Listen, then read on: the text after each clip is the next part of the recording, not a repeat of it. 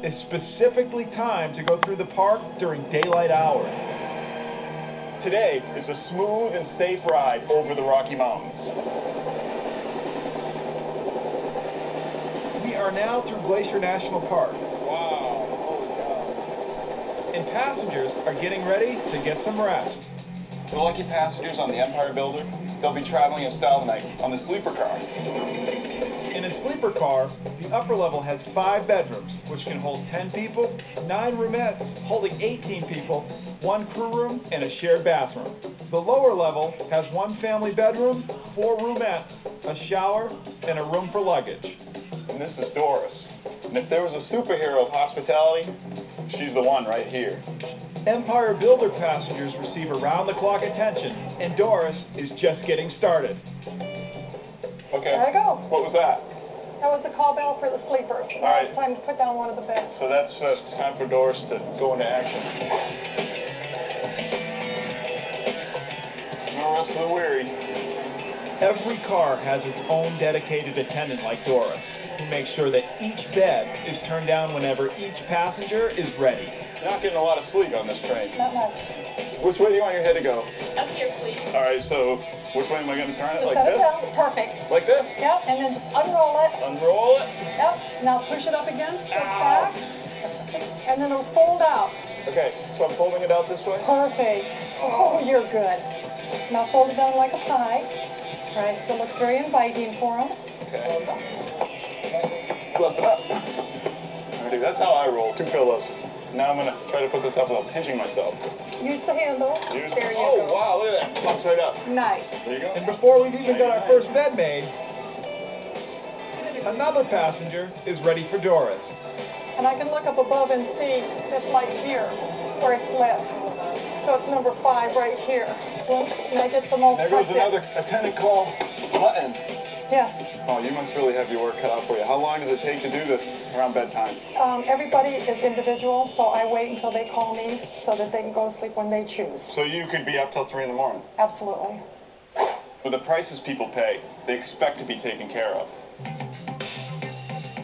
Another bed made, another bell, all night long. It's going to be a long night for Doris and I, but an even bigger day tomorrow. The Rockies are a cakewalk compared to the kind of conditions we'll see in the most extreme mountain range in the U.S., the Empire Builder's biggest challenge. I'm heading west on the Empire Builder, and it's a beautiful day in America. The crew and I have been up all night making sure Empire Builder passengers get a good night's sleep as we pass through the Rocky Mountains. Passengers on the Empire Builder may have had a good night's sleep, but for the workers, there's no rest.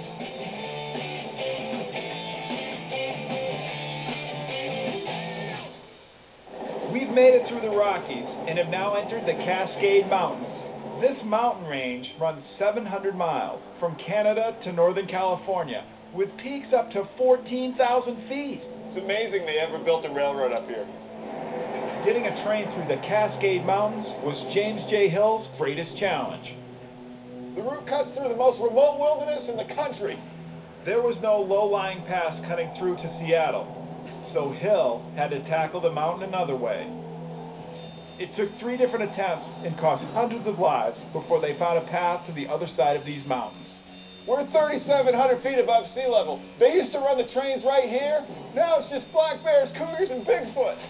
Trains couldn't get up and over the Cascade steep incline. So Hill had a brilliant idea, using a newly developed railroading technique. The original route was so steep, James Hill had to cross it on switchbacks. Switchback tracks made climbing the steep grades of the Cascades possible. They did it by reducing them into more manageable and gradual inclines. The train ascends along a first set of tracks, past a junction or switch, before going headlong into a dead-end track. A thrown switch directs the train up a more elevated set of tracks. The train zigzags up the mountain, thereby conquering the steep grade. The train would come through here, and then it would pull into a dead-end track down there. It was like this. Pull into the dead-end track, there's a switch right here. So the whole train would pull in, then back up through the switch, and change its elevation. Simple as that. But the switchbacks lengthened the route, which meant the railroad had even more track to clear every time it snowed. The results weren't pretty. During construction, this place was nicknamed Death Mountain. With snow falling in feet rather than inches, tracks were often covered as soon as they were laid. The builders had to find a way to keep the path clear as they laid the new rail. 100 years ago, the only way to keep the tracks clear of snow was by hand. Right below me is some of the original roadbed from the 1800s. I'm from Maine, so I know about shoveling the white stuff, but clearing off tracks with more than 7 feet of snow on them, I want to see what that's like. After a big storm, tracks were often buried, and waiting for the snow to melt was not an option. Back in Hell's Day, life was cheap, and all that mattered was running the trains. But if they get down further into the snow, it's like so compacted, it's like ice. I might have bitten off more than I can chew. This snow is packed tight. The roadbed underneath me hasn't seen daylight for months. Would have been 100 men doing this 100 years ago, in one spot, just clearing the snow, just having at it. Get the snow out of the way. Bill knew it was all about manpower and didn't care how he got the job done. He bragged that given enough workers and whiskey, he could build a railroad to hell. And you know what? I think I'm halfway there.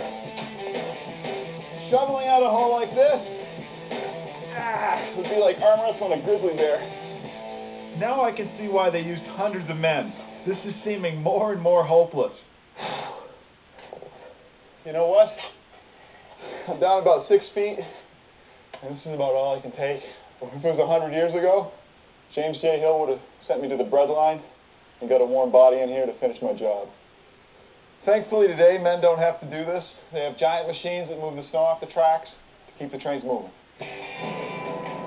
Today, railroads use snowplows like the Jordan Spreader, which can move up to 10 feet of snow at a time. That's handy, given that the Cascades see up to 200 inches of snow each year.